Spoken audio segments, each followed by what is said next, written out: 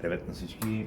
Ние в Барс разработихме един изключително добър софтуер, в който искаме да спестим времето от дни за намиране на точния парцел, на точния имот, дори, ако щете дори административна сграда, в рамките на минути, максимум час-два. Нека да ви покажа за какво става въпрос. Имаме нещо интересно тук, искаме да се изберем в тая зона, казваме окей, нека да видим. Тук съм си харесал, цъкам в този район, така и софтуера започва да работи. Трябва някакво време, разбира се, и то в рамките на някакви секунди. Нека да видим какво ще изкарам.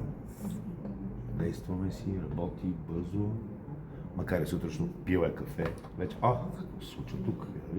В това землище, където аз съм си оградил, всъщност има няколко, доста имоти и започвам. Искам да си, този е на път и да видим тук. Какъв е този парцел? Става просто земеделски имот, 6000 квадратни метра, да видим повече.